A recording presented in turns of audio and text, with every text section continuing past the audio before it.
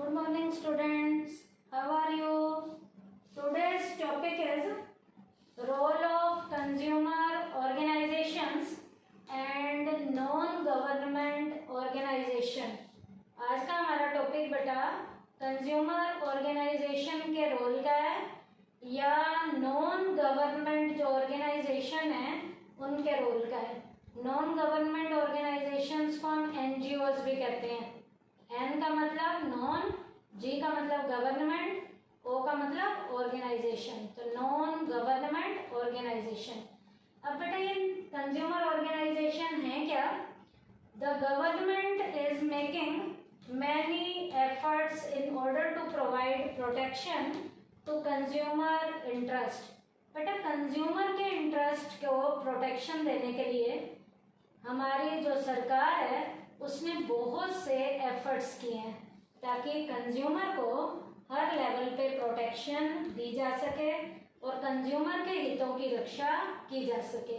इसके लिए हमारी सरकार बेटा हर दम हर लेवल पे जो भी प्रयास हो सकते हैं हमारी गवर्नमेंट के द्वारा वो प्रयास किए जा रहे हैं।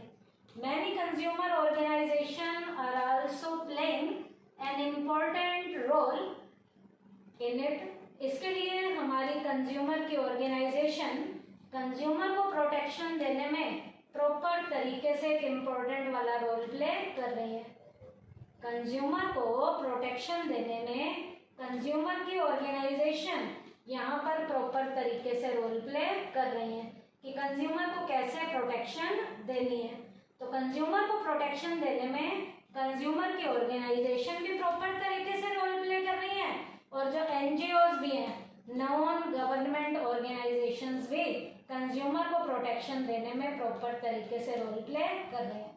Presently there are about 500 consumer organisation in India.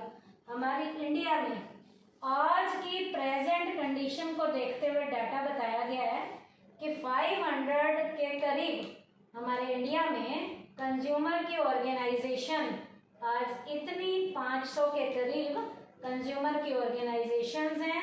These organisations have contributed immensely to the protection of the consumer interest. ये कंज्यूमर की ऑर्गेनाइजेशन कंज्यूमर को प्रॉपर तरीके से कैसे प्रोटेक्शन देनी है, कंज्यूमर के इंटरेस्ट की कैसे रक्षा करनी है, कंज्यूमर के हितों की कैसे रक्षा करनी है, ये कंज्यूमर ऑर्गेनाइजेशन प्रॉपर तरीके से काम कर रही हैं और उन्हें पता है कि कंज्यूमर को कैसे प्रोटेक्शन देनी है।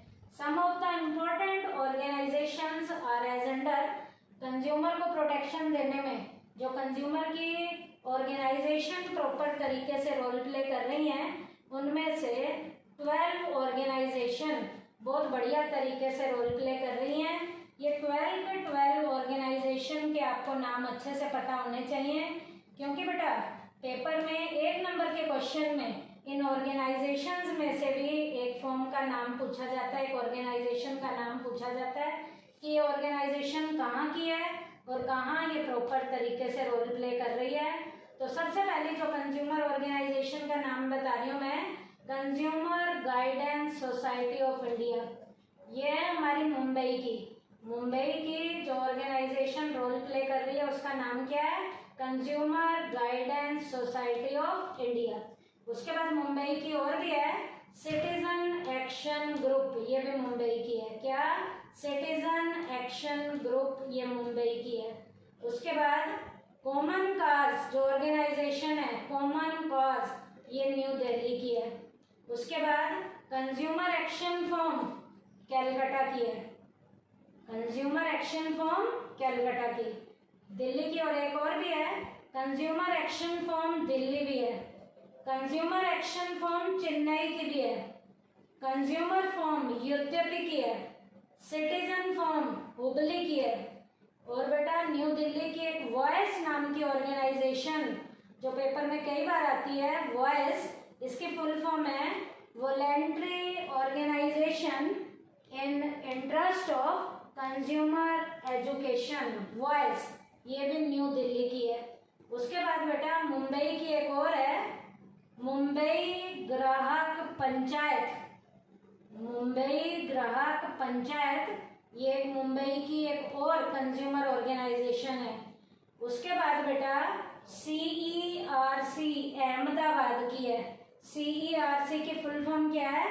Consumer education and research centre, ये अहमदाबाद की ऑर्गेनाइजेशन है।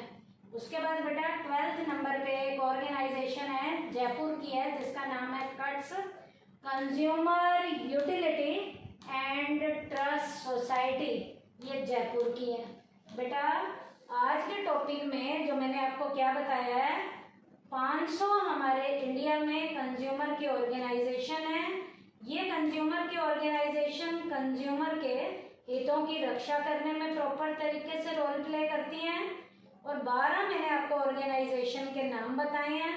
इन ऑर्गेनाइजेशन का काम क्या क्या है, इनके फंक्शन क्या हैं, डिटेल में तो मैं अगले टॉपिक में बताऊंगी, लेकिन फिर भी यहाँ आपको मैं इनके काम, इनके रोल में इनके काम बता देती हूँ। इनके काम क्या क्या हैं?